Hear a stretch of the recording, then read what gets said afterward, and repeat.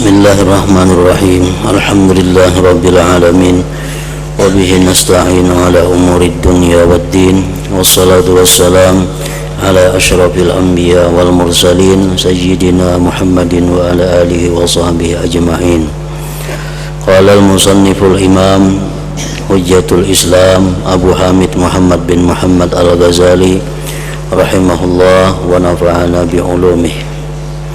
Wa min ayatihi asnaful hayawanat wa inqisamuha ila ma yatiru wa ila ma yamshi wa inqisamu ma yamshi ila ma yamshi ala rijlain wa ila ma yamshi ala arba'in wa ala ashrin wa ala mi'ah kama yushahadu bi ba'dil hasyarat summa inqisamuha bil manafi' was suwari wal ashkali wal akhlaqi wat tiba'. Anzur ila tuyuril jaw wa ila wuhushil bar wa ila al-bahaimil ahliyah tara fiha minal ajaib ma la tashukku ma'ahu bi azamati khaliqiha wa qudrati muqaddiriha wa hikmati musawwiriha wa kayfa yumkinu an yustaqsa min dhalika bal law aradna an nazkura ajaibal baqqati awin namlati awin nahlati awil ankabut وهي من صغار الحيوانات ببنائها بيتها وبجمعها غذاءها وفي إلفها لزوجها وفي ادخارها لنفسها وفي حفظها في هندسة بيتها وفي هدايتها إلى حاجاتها لم نقدر على ذلك إلى آخره. Makna daripada kalamul Imam Al-Ghazali rahimahullah wa nafa'ana bi ulumih. Dan di antara tanda-tanda kebesarannya Allah Subhanahu wa ta'ala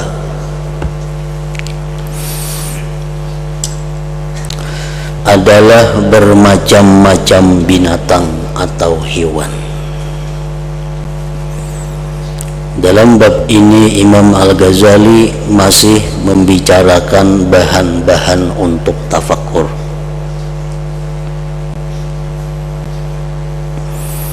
Sesudah beliau memberikan bahan-bahan tafakkur tentang bumi, kemudian beliau lanjutkan mengarahkan jalan atau bahan tafakkur kita tentang hayawan atau binatang-binatang.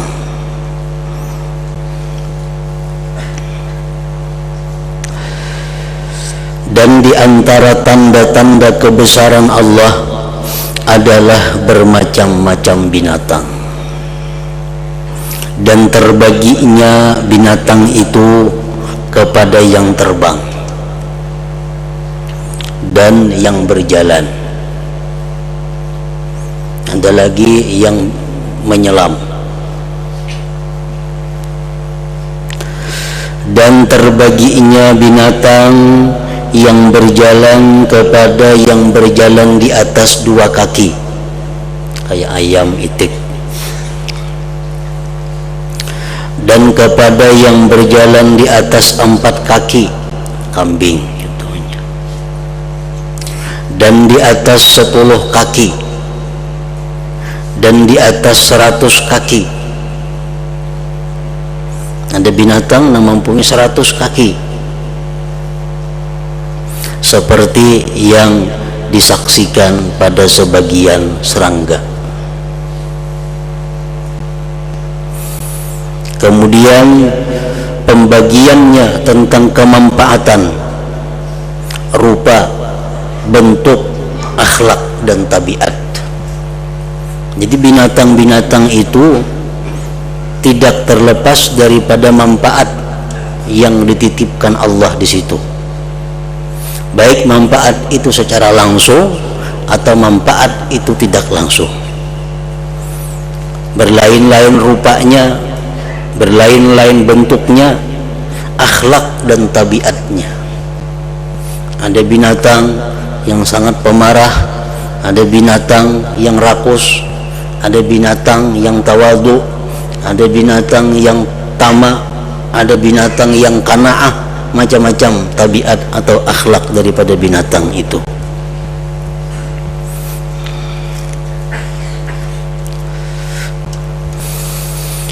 maka perhatikanlah kepada burung-burung yang terbang di udara,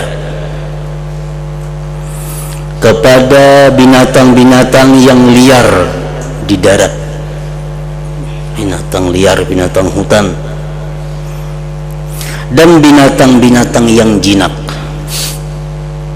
Maka kamu melihat padanya binatang-binatang itu keajaiban-keajaiban, keganjilan-keganjilan yang tidak diragukan tentang kebesaran penciptanya dan kemampuan yang menentukannya dan hikmah yang membentuknya, dan bagaimana mungkin diselidiki yang demikian itu secara mendalam. Kada akan mampu, kada akan cukup umur kita kalau kita meneliti tentang binatang-binatang yang diciptakan Allah Subhanahu wa ta'ala tadi.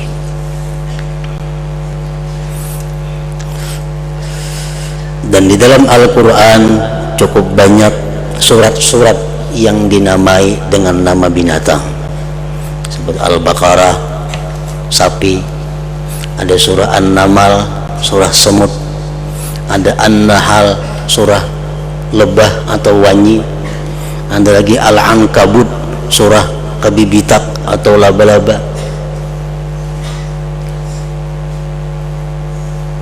Nama-nama surah itu menunjukkan bahwa binatang-binatang itu bukan sesuatu yang tidak berarti. Itu menunjukkan bahwa binatang-binatang itu mempunyai rahasia-rahasia yang dalam, yang menunjukkan kebesaran penciptanya Allah Subhanahu wa ta'ala.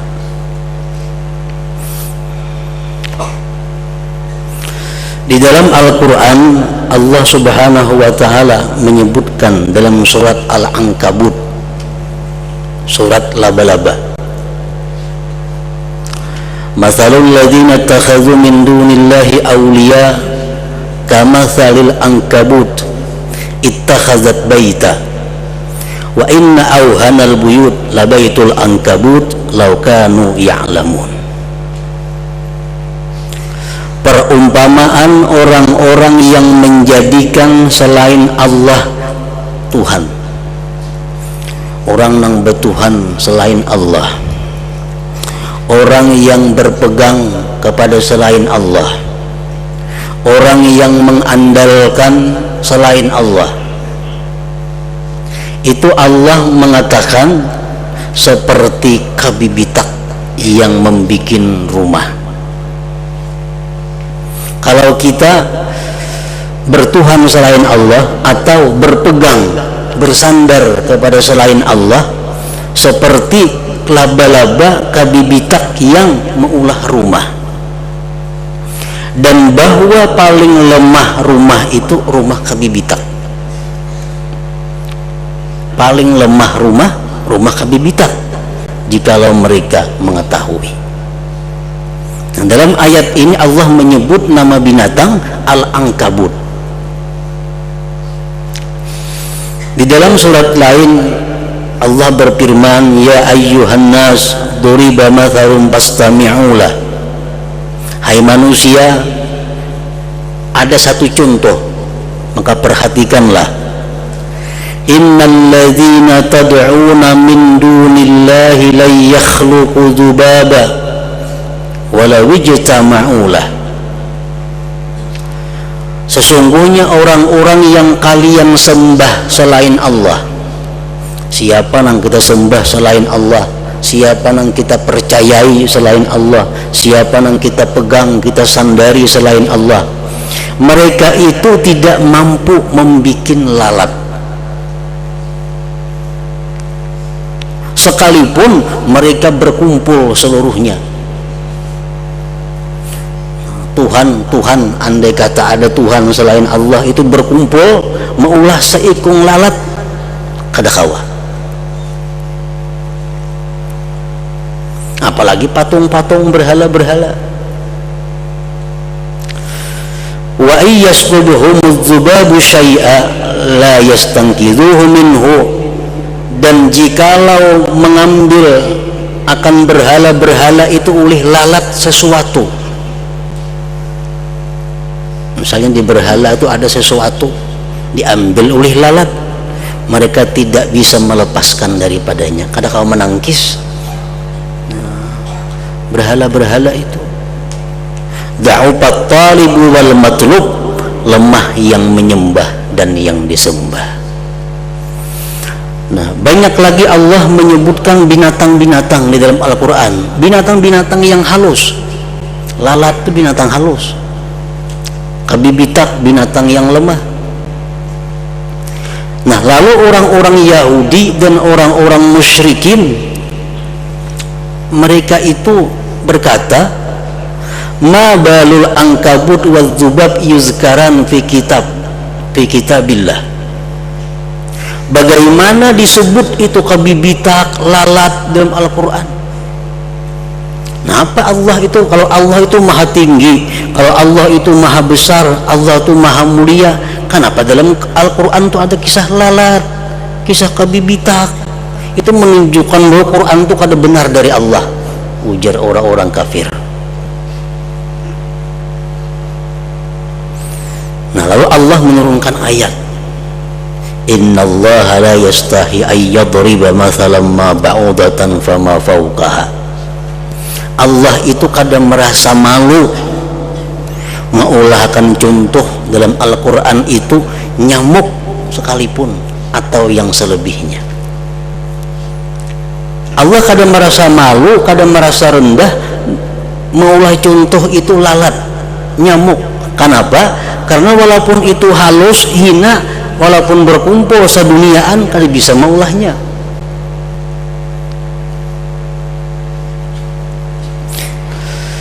Fa ammal ladzina amanu fa ya'lamuna annahu al-haqqu min rabbihim wa ammal ladzina kafaru fa yaqulun madza aradallahu bihadza mathala. Orang-orang yang beriman mereka tahu bahwa itu benar dari Allah. Orang-orang kafir mereka berkata, apa Allah itu menyebut barang yang hina-hina ini sebagai contoh di dalam Al-Quran? Nah, jadi orang-orang yang menganggap lalat itu hina, lalat itu kada ada artinya, lalat itu apa kada ada gunanya, itu sama halnya dengan orang-orang yang ingkar kepada Allah Subhanahu wa ta'ala.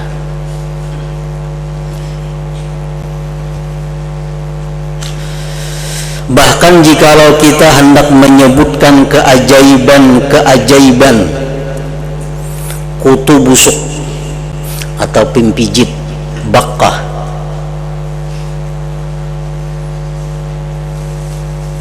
atau semut, atau lebah, atau laba-laba, sedang binatang-binatang itu termasuk binatang yang kecil. Pimpijit itu harus benar. Nah, laba-laba, tentang membangunnya akan rumahnya. Laba-laba itu bisa berulah rumah. Tentang mengumpulkannya akan makanannya, tentang kasih sayangnya kepada pasangannya, tentang penyimpanannya bagi dirinya, tentang kecerdasannya mengenali ukuran rumahnya, dan tentang memperoleh petunjuk kepada keperluan-keperluannya, maka kita tidak mampu atas demikian itu. Kita memikirkan nyamuk umpamanya. Nyamuk itu barang nang halus. Ternyata nyamuk itu ada mempunyai mata. Nah, kayak apa mata nyamuk itu benarnya? Nyamuk itu ada mempunyai utak. Otak muka nyamuk itu, Imam Ghazali mengatakan untuk mengingat sesuatu. Otak tengah untuk ini gunanya, untuk belakang, otak belakang untuk ini gunanya. Dan nyamuk itu ada mempunyai kemaluan. Nyamuk nang sehalus itu begitu lengkap di dalamnya sesuatu-sesuatu yang menunjang kehidupan si nyamuk tadi. Dan apa hikmahnya Allah menciptakan nyamuk itu? Apa gunanya Allah menciptakan nyamuk itu? kadang diketahui seluruhnya apa hikmahnya Allah. Namun kita meyakini pasti ada rahasia hikmah di mana Allah menciptakan nyamuk itu. Cuman yang jelas kita kalau melihat, kalau mengetahui dengan sebab nyamuk itu orang manusia beribu-ribu umpat makan di situ. Siapa? Buruh-buruh tukang ulah obat nyamuk. Itu kan berapa ribu sedunia ini pedagang obat nyamuk, buruhnya, tukang ulahnya, mesinnya, segala macam, hanya urusan nyamuk. Nah di situ mereka bisa hidup, di situ mereka bisa makan gara-gara seekor nyamuk. Itu hikmah rahasia yang kita lihat, dan mungkin ribuan lagi hikmah-hikmah rahasia-rahasia Allah yang kita kada tahu pada seekor nyamuk tadi. Namun kalau diteliti pasti kita temukan rahasia-rahasia itu.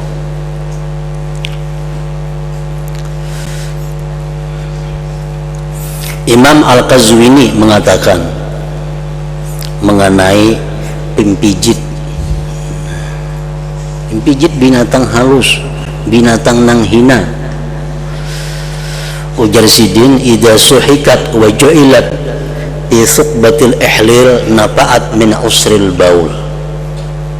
Pimpijit itu amun dikumpulakan, ditutuk dikasayakan ke lubang alat kelamin laki-laki nang sakit bakamih, maka itu bisa menyembuhkan sakit bakamih. Nah, jubakan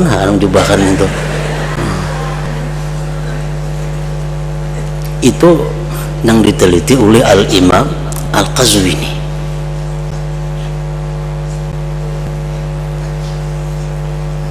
Pimpijit ternyata ada gunanya, ternyata ada hikmahnya. Dalam kitab Hayatul Hayawan disebutkan lagi tentang semut. Semut itu ada hintalunya, bayzun namal ngarannya, bayzun namal.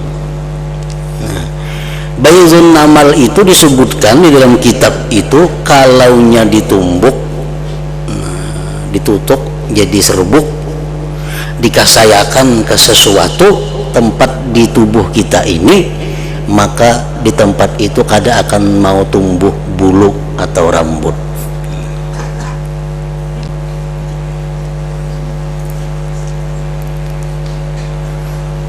Umpamanya orang ini dibalakan Tuhan berbulu muha umpamanya, lalunya hendak menghilang larap, kada kelarapan harban hari melarap. Jadi dikasai lawan hintalu samut itu, maka itu menegah tumbuhnya bulu di tempat itu. Nah itu salah satu di antara khasiat rahasia daripada ciptaan Allah yang timbul dari binatang yang halus, semut tadi. Walhasil apapun binatang-binatang, bagaimanapun kita anggap lemah, kita anggap hina binatang itu, pasti ada di dalamnya itu manfaat, di dalamnya itu ada rahasia yang menunjukkan kebesaran Allah Subhanahu wa ta'ala.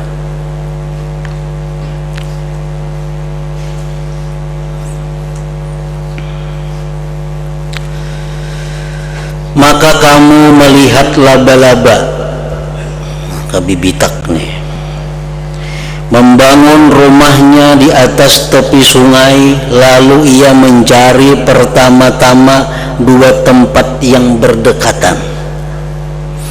Di antara keduanya ada lubang dengan ukuran sehasta atau kurang daripada itu, sehingga memungkinkan baginya menyambung dengan benang di antara kedua sudutnya.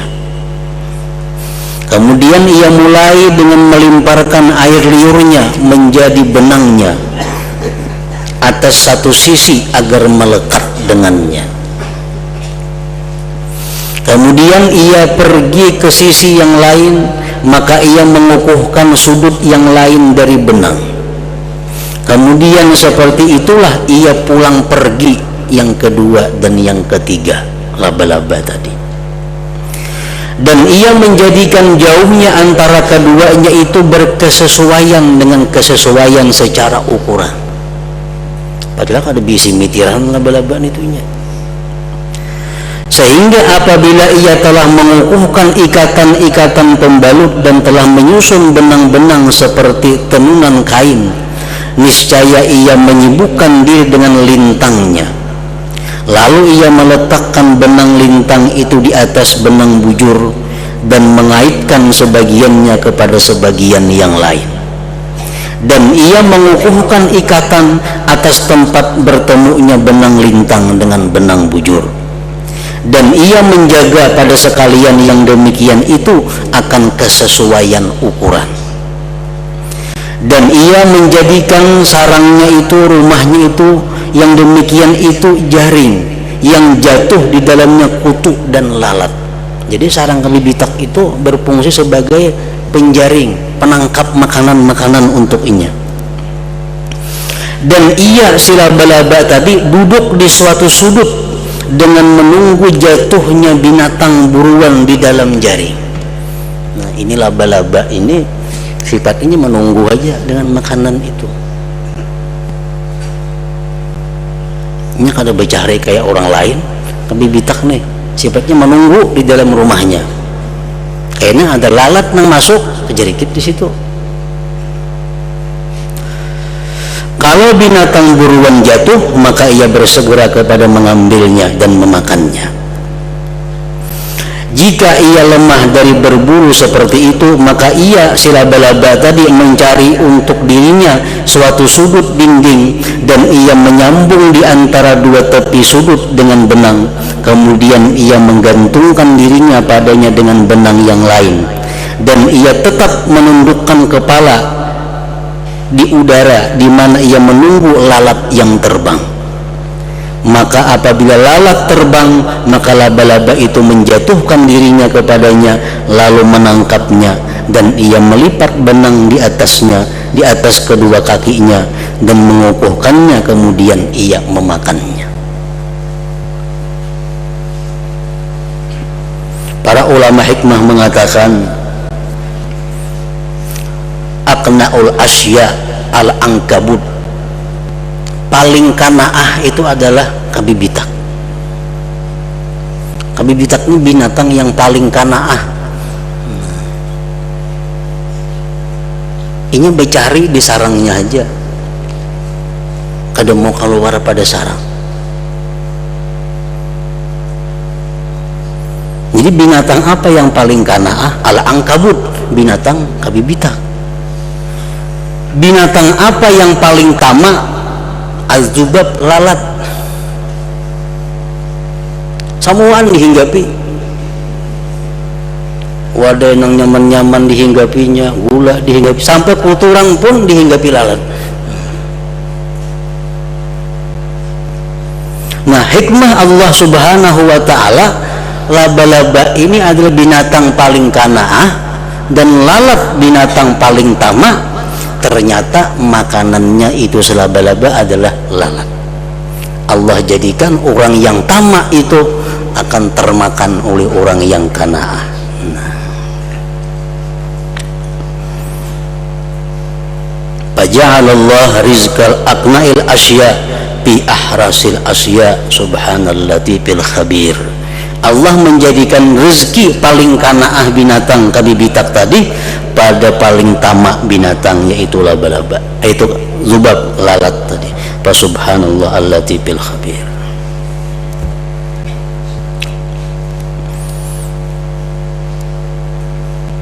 Apa rahasiatnya? Di situ Allah menunjukkan bagaimana pintarnya laba-laba mengolah sarang, mengolah rumah. Dijelaskan sedemikian rupa tadi. Dan apa gunanya sarang laba-laba itu? Sarang kabibitak itu bermanfaat. Manfaatnya apa? Manfaat sarang kabibitak itu untuk luka. Nah, disebutkan di dalam kitab masalah ini bahwa sarang kabibitak itu sangat berguna untuk mengobati luka supaya jangan bengkak dan menghentikan darah. Orang tuh luka, nah, ada sarang kabibitak, ambil kapalakan kalukanya itu kada mau bengkak dan menghentikan keluarnya darah. Itu salah satu di antara khasiat yang ada di sarang kabibitak tadi.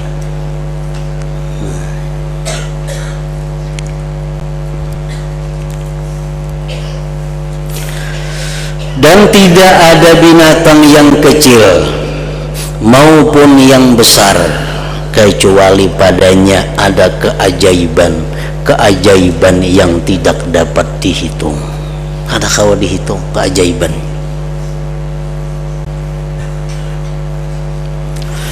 Apakah kamu melihat bahwa laba-laba itu mempelajari perbuatan ini dari dirinya?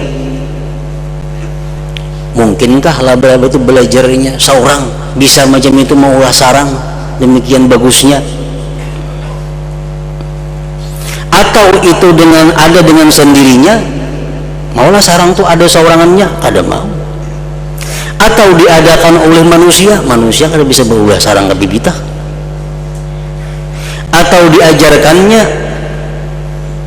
Atau tidak ada pemberi petunjuk dan tidak ada pengajar baginya? Kada mungkin.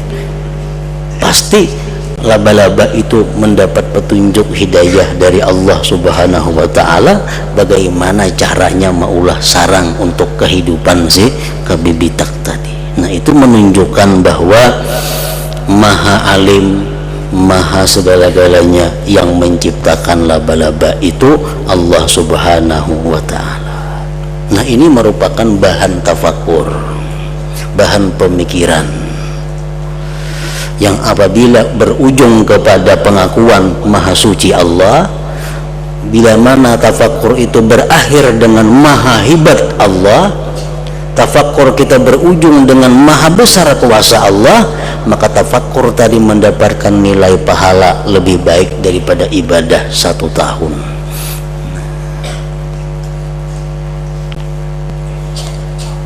Mengapakan yang kita tafakurkan, bahan-bahan tafakur itu baik pohon, baik binatang, baik bumi, baik batu-batuan.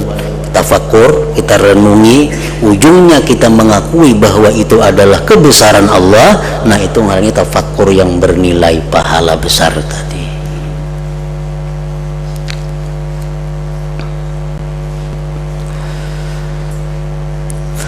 Apakah orang yang mempunyai mata hati ragu-ragu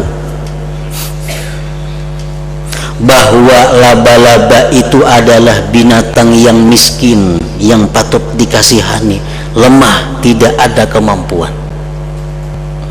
Bahkan gajah yang besar badannya, yang nampak kekuatannya, itu lemah dari urusan dirinya. Maka bagaimana dengan binatang yang lemah ini, si laba-laba tadi?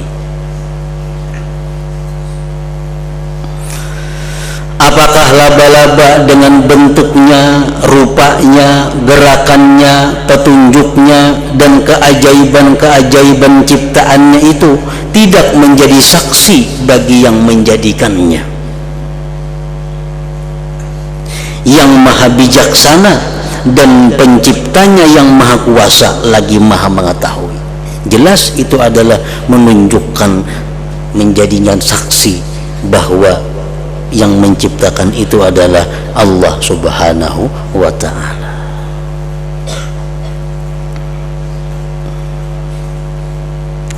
Maka orang yang berpenglihatan hati melihat, orang yang mata hatinya hidup, dia melihat pada diri ini binatang mengapakah? Daripada kebesaran pencipta yang maha mengatur, dan keagungannya dan kesempurnaan kudratnya dan hikmahnya yang menjadikan akal-akal bingung padanya, lebih-lebih tentang binatang-binatang lainnya.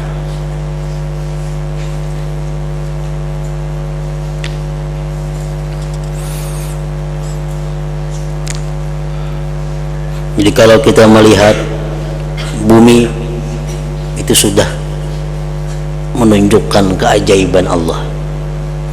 Kita lihat tumbuh-tumbuhan, lebih menunjukkan lagi kepada keajaiban Allah. Kita melihat lagi binatang, lebih daripada pohon menunjukkan kebesaran Allah. Nah, Kita melihat diri kita manusia lebih lagi daripada binatang, menunjukkan kepada kebesaran Allah Subhanahu wa taala. Jadi orang-orang dahulu, para salafus salihin, mereka menjadikan wirid dalam sehari semalam ini ada waktu wirid tafakkur, ada waktu yang mereka sediakan untuk tafakkur ini. Misal waktu pagi mereka sediakan waktu 10 menit atau 15 menit untuk tafakkur. Nah, kemarian atau malam mereka sediakan juga waktu sekian menit untuk tafakkur. Kenapa? Karena tafakkur ini pahalanya melebihi daripada pahala-pahala yang lainnya. Jadi misal kita ada wirid zikir 1000 sehari, kita ada wiridan salawat 1000 sehari, ada wirid istighfar 200-300 sehari, ada wirid tasbih subhanallahil azim wa bihamdi sekian ratus sehari, nah membaca Quran sekian lembar sehari, maka wirid tafakkur ini kada boleh tidak mesti ada. Nah, apa yang dipikirkan? Banyak bahan tafakkur. Imam Ghazali mengajarkan bermacam-macam. Contohnya bahan-bahan yang bisa kita jadikan renungan, yang bisa menambah ma'rifat keyakinan kita kepada kebesaran Allah Subhanahu wa taala. Bab ini juga tidak ada batasan baginya. Ada batasnya. Kalau kita hendak memikirkan seekor nyamuk saja, ada kawa tuntung.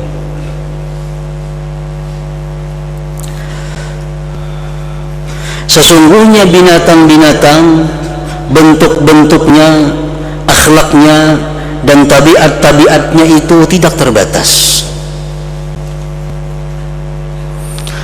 Dan hanya saja gugur kekaguman hati daripadanya karena kejinakan hati, keseringan hati dengan banyak menyaksikan.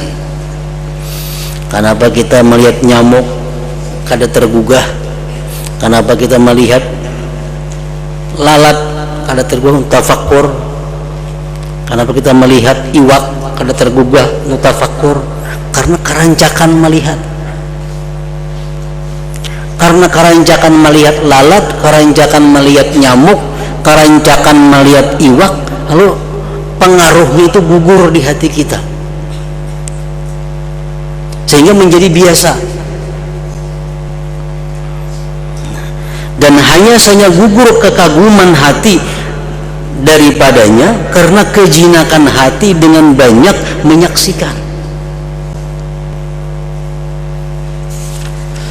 Nah, namun apabila ia melihat sesuatu binatang yang asing, namun ada timbul binatang nang hanyar, walaupun ulat tapi hanyar.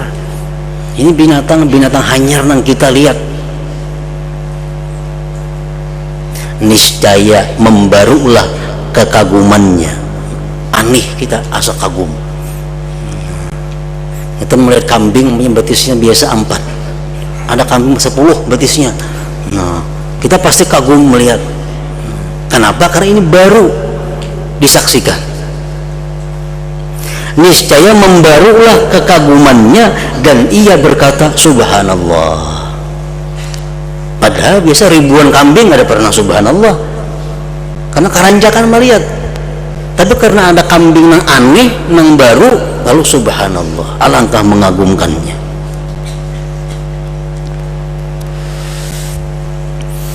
Dan manusia adalah binatang yang paling menakjubkan. Kalau kita bicara tentang binatang yang paling tak menakjubkan, binatang yang paling aneh, itu adalah namanya manusia. Manusia ini disebut hayawan, hayawanun natik, binatang yang bisa berpikir.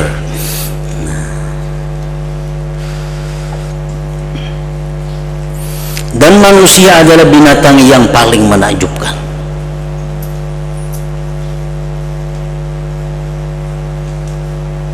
Dan ia tidak merasa kagum dari dirinya.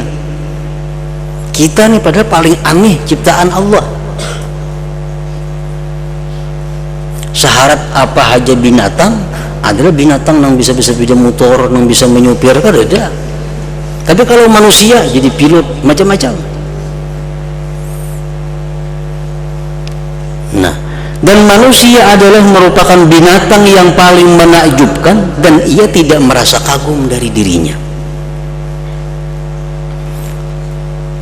Tetapi jikalau ia memandang kepada binatang-binatang ternak yang hatinya jinak kepadanya dan memandang kepada bentuk-bentuknya dan rupa-rupanya, kemudian kepada manfaat-manfaatnya dan faidah-faidahnya, dari kulit-kulitnya, bulu-bulunya dan rambut-rambutnya yang dijadikan oleh Allah sebagai pakaian bagi makhluknya dan sebagai perlindungan bagi mereka dalam bepergian mereka dan bermukimnya mereka, dan bejana-bejana bagi minuman mereka dan wadah-wadah bagi bahan makanan mereka, dan pemeliharaan bagi tapak kaki mereka.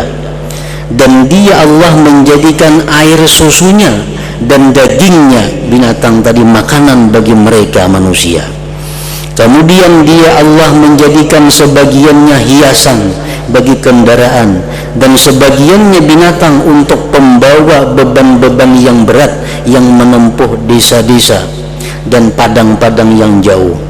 Niscaya orang yang memandang memperbanyak rasa kekaguman dari hikmah orang yang menciptakannya dan merupakannya.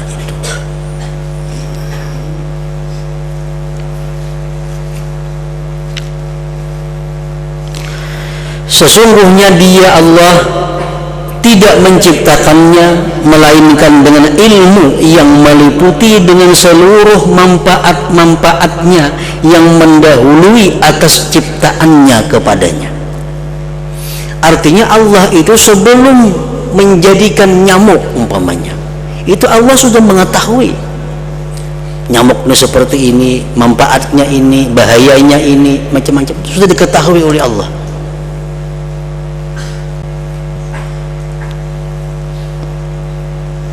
Jadi Allah menciptakan itu sesuatu sebelum menciptakan sudah mengetahui. Maha suci dia Allah dari semua urusan terbuka dalam ilmunya. Artinya Allah itu maha suci.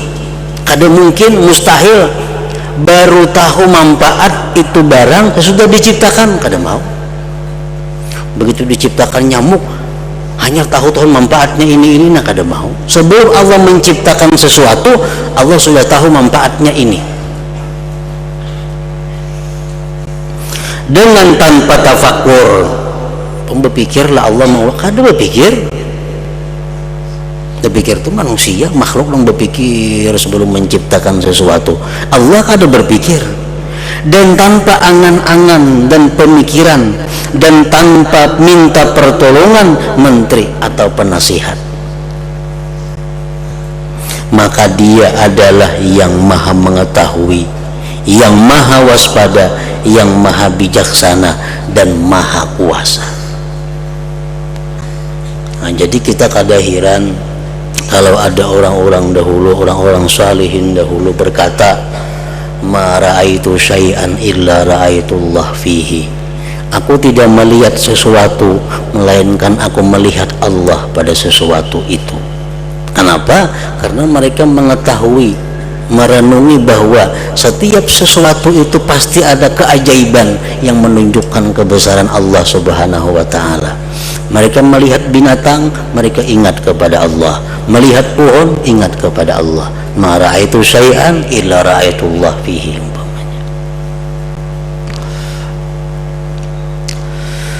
Maka dia Allah telah mengeluarkan dengan paling sedikitnya yang sedikit dari apa yang diciptakannya akan benarnya kesaksian dari hati orang-orang yang ma'rifat dengan keesaannya.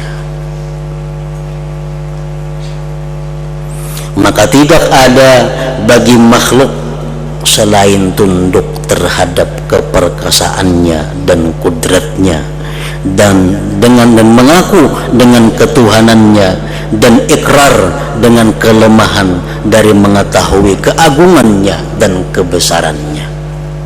Kada usah kita hendak mengetahui tentang Allah, mengetahui tentang ciptaannya aja kita kada sanggup. Kita meneliti pimpijit itu di mana matanya, di mana telinganya, di mana hatinya, di mana jantungnya, di mana urat-uratnya. Itu sudah kada hawa kita.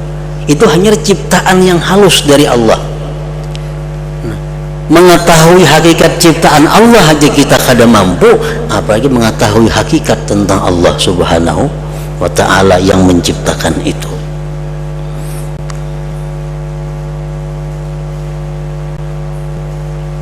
Maka siapakah yang dapat menghitung pujian kepadanya Allah Subhanahu wa ta'ala? Pujian semacam apa yang layak dipersembahkan kepada Allah? Kada kawa.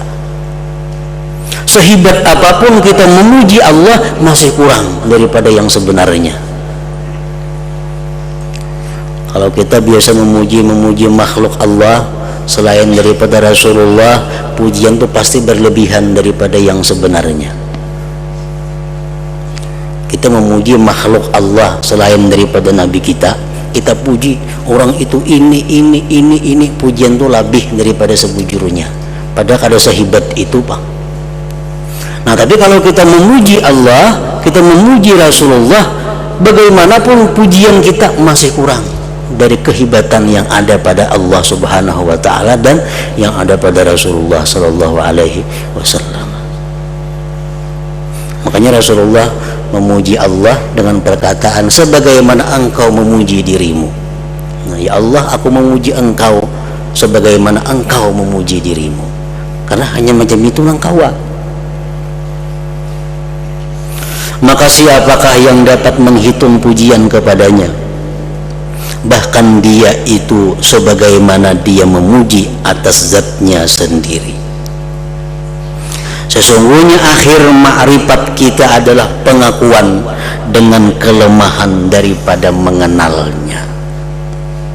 Itu ujung daripada ma'rifat, adalah mengakui kelemahan kita kepada ma'rifat itu sendiri. Orang yang ma'rifat kepada Allah itu mengakui bahwa dia kada mampu ma'rifat kepada Allah. Nah, itu ujungnya ma'rifat. Sesungguhnya akhir ma'rifat kita adalah pengakuan dengan lemahnya daripada ma'rifat, daripada mengenalnya. Maka kita memohon kepada Allah Ta'ala agar memuliakan kita dengan petunjuknya, dengan anugerahnya dan kasih sayangnya. Amin amin ya rabbal alamin. Dan diantara tanda-tanda kebesarannya adalah